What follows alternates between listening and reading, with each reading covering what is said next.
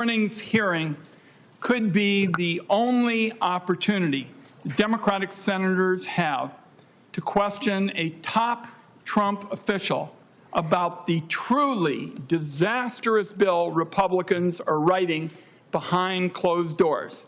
Robert Kennedy Jr. has been invited to appear. It looks like he's ducking us. Oz is waffling on the promise he made in this room to hear from rural Oregonians about this bill's catastrophic Medicaid cuts. There's a legislative wrecking ball about to devastate the lives of millions of Americans. That needs to be the focus of this hearing. While Senate Republicans are making these small tweaks to their bill, countless millions of people across the country feel like they're living on a knife's edge. Nurses and firefighters, teachers and machinists, they're living paycheck to paycheck, barely staying ahead of the bills. They're overworked, and they're concerned about providing for their kids or caring for an older loved one. They see a rigged economy that creates enormous prosperity at the top, but denies it to nearly everybody else.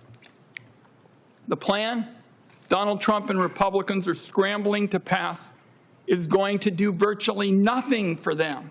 In fact, it would make their lives worse. It's no exaggeration to say the Republican plan would ruin millions of lives to help the ultra-wealthy buy yachts and vacation homes. Their bill isn't a tax and spending cut. It's a class war. It is caviar over kids. It is Mar-a-Lago over the middle class. The version that passed the House, the only text we have to go by now since this is all unfolding in secret, includes the largest cuts to health care and food assistance in American history. More than $800 billion cut out of Medicaid, nearly $300 billion cut from the Affordable Care Act, more than $500 billion in automatic cuts to Medicare. For Donald Trump and Republicans to hide behind the flimsy claim that this will not cut benefits is absurd. To say their bill protects seniors and kids and veterans and people with disabilities is absurd. It's insulting to the intelligence of millions of people who have health insurance today and stand to lose it as a direct result of this bill. 16 million Americans lose their health care. Working class and middle class Americans will be ensnared in a thicket of red tape, costing them their Medicaid and ACA benefits and making health coverage entirely unaffordable. This is going to inflame the mental health crisis in America. It's going to set back our progress against fentanyl deaths. Kids with disabilities will lose home care and school-based services. The cuts are going to shutter rural hospitals and take nurses out of nursing homes, exposing seniors to abuse and neglect. My view is the $300 billion cut to SNAP can only be described as cruel.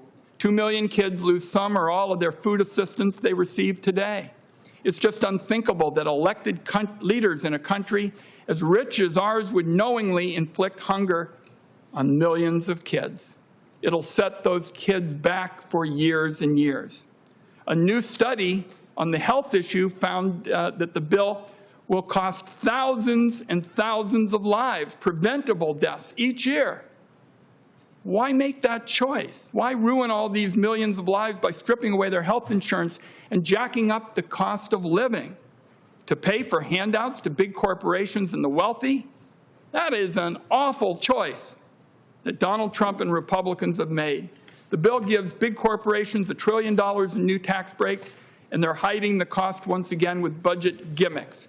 It would give the top 0.1% of earners a tax break of more than $250,000 each year.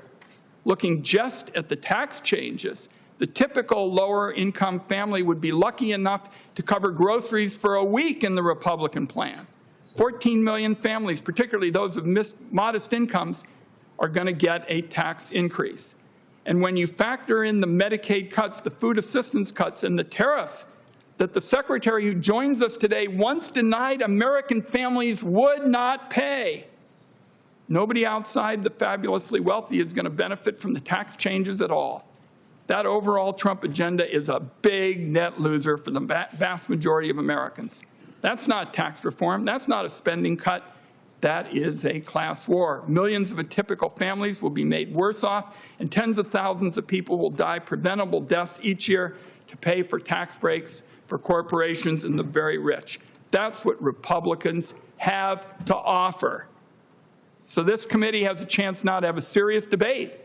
I'm sure there are one or two people in the room who may share a different view than I do. Let's have a serious debate, because this is a watershed moment that's going to change our country for generations to come, and it should not be playing out in secret. And one last point I want to mention, Mr. Chairman. I think there was questions about the process. We are asking for the kind of open markup, the kind of thing we did on clean energy taxes, where we debated in this room and elsewhere for hours and hours in open, and there were lots of amendments. Let's do that for the big issues. We did it on clean energy.